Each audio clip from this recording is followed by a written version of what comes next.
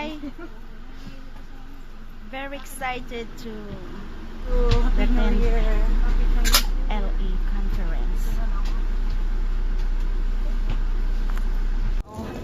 Have a blessed day, our first day conference. Ito po yung MTR station papunta po sa church.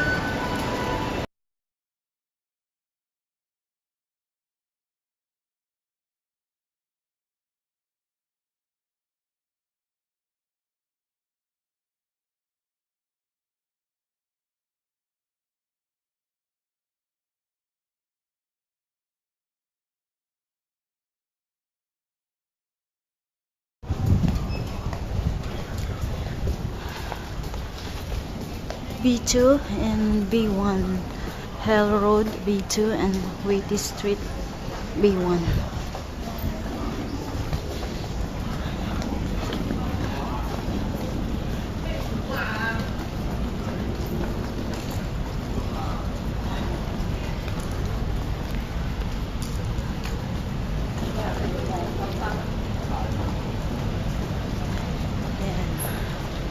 Ito po ang maganda dito. Mahaba man ang lalakarin, at least maganda po, exercise pa.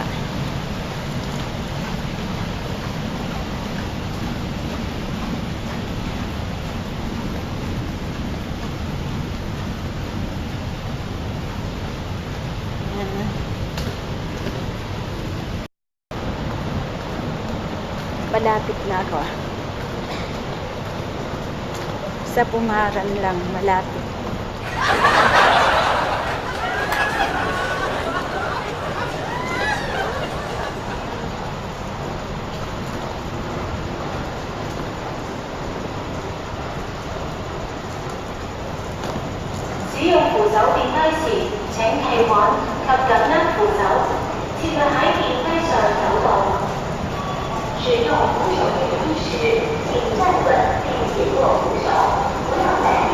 Ayan po. Ayan.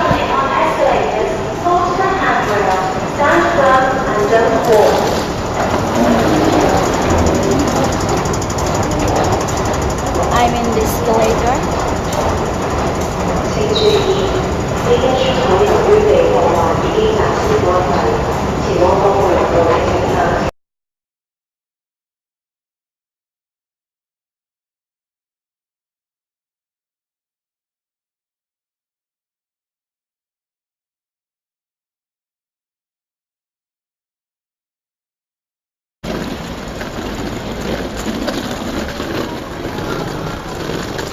Sarado ngayon ang park and shop dahil first day of Chinese New Year.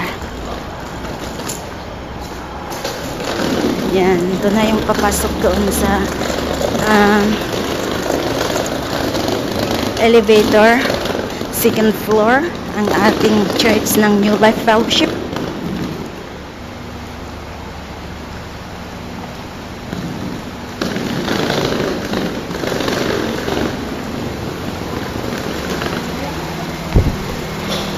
O yung lift.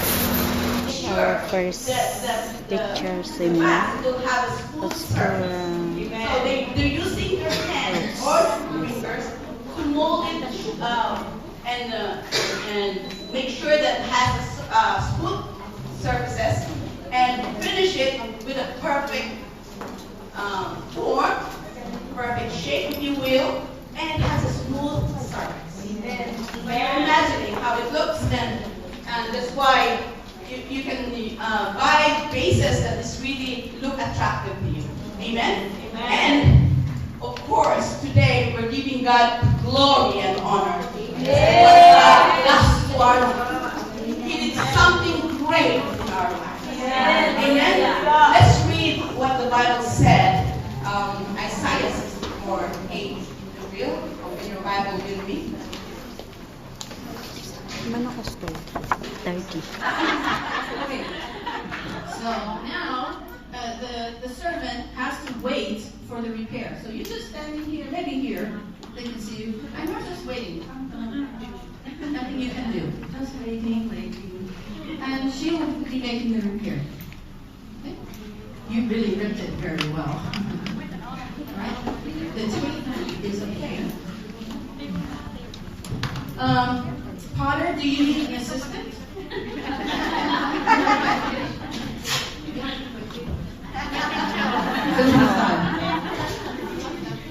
All right. Now, the potter is busy making this repair. As you know, the princess, she wants everything back the way it was. The friend, the servant over here is sorry. Feels so terrible. Every day, no cup, no tea. She's like wanting this person to be faster because she knows the princess is waiting for that special cup of tea. So this goes on and on and on.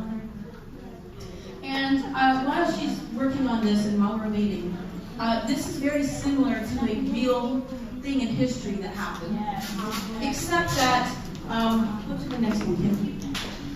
When the cup was sent out the first time, I believe it was to China, they repaired it with a very interesting method.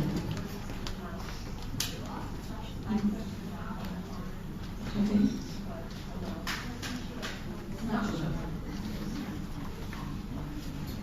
Okay.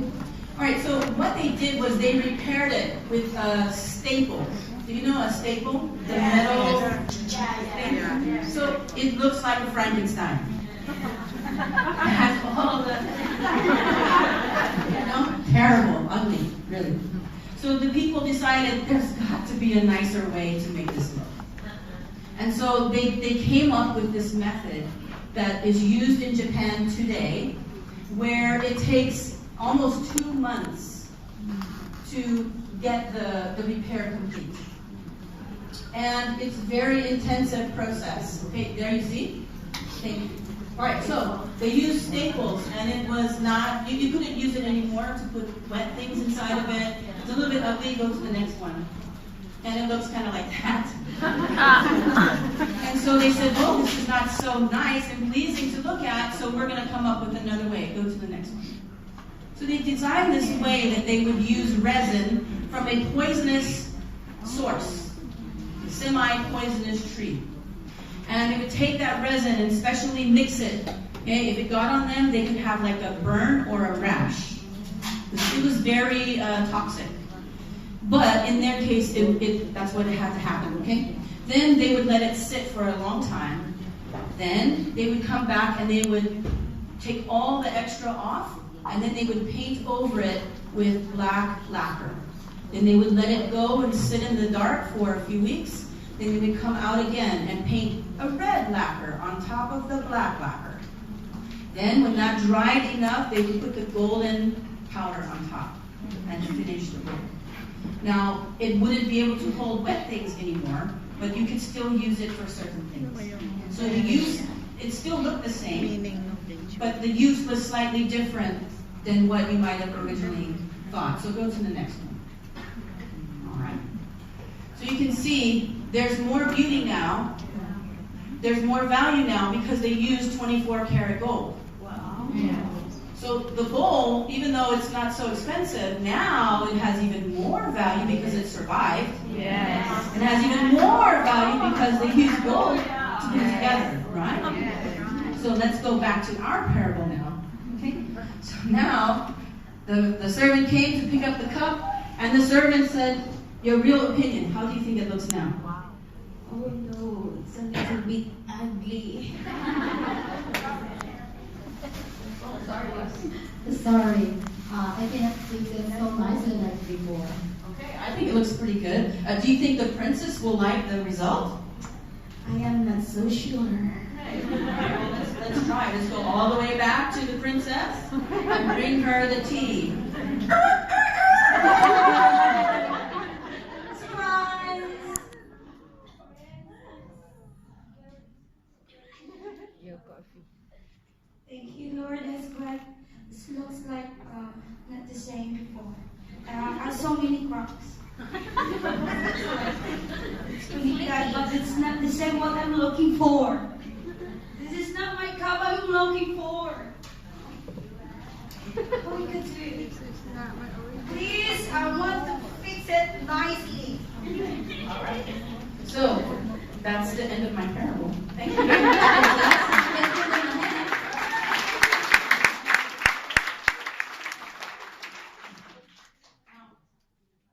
Did you see this? Should I come closer to you and see it? It looks a little different, doesn't it? Yes. It's not so well polished and put together anymore. Corey's beautiful artwork is still there. But it looks a little different. You know, that's kind of how we are. When we come in, you talk about the potter, he makes us, yes. And when we are broken, he will put us back together again. Yes, amen. And not everyone will agree with his result. But we trust him to do the right thing by us. Hallelujah. When you come back on Monday, hopefully this will look slightly different. And I'll finish the rest of the story on Monday.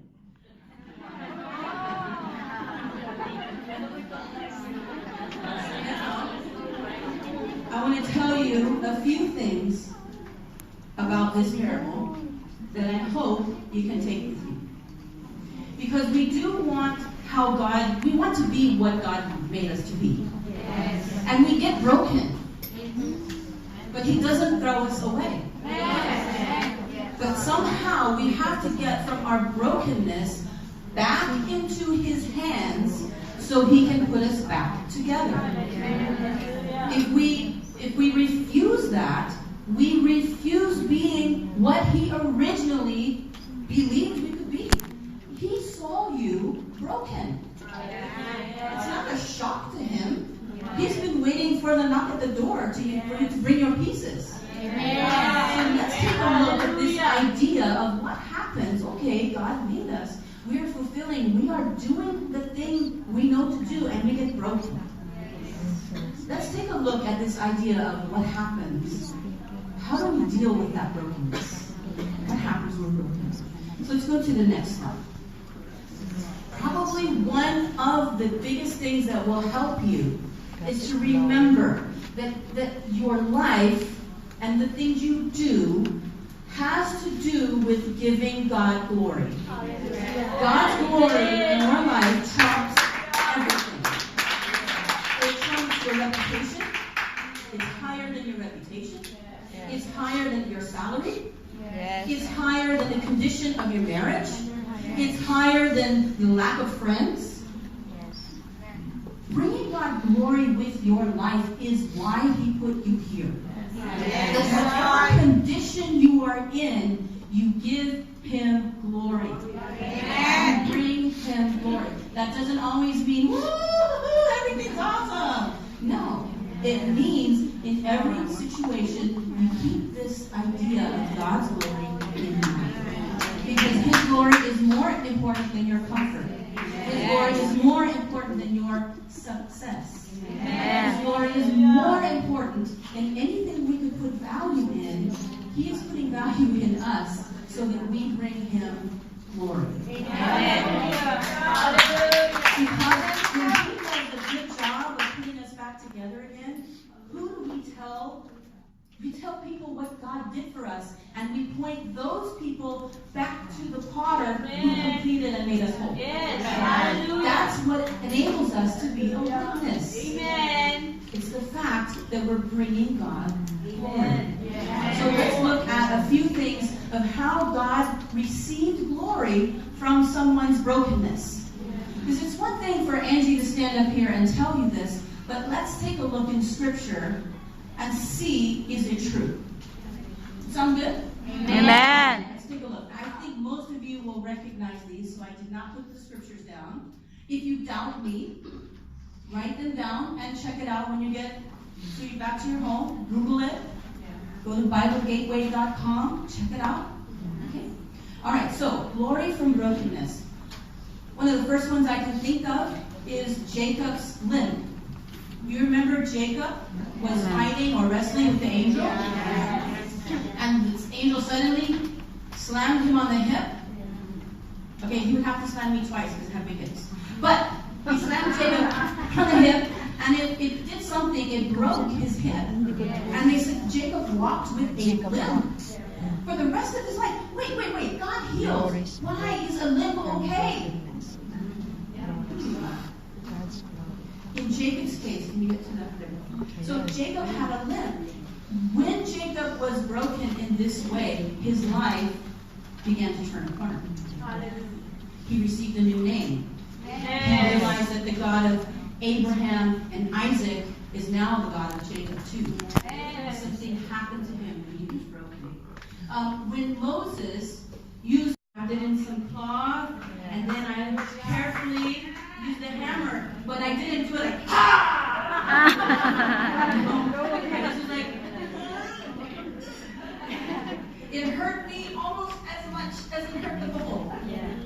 I was careful because I knew it needed to be broken, but I didn't want it to break like crazy.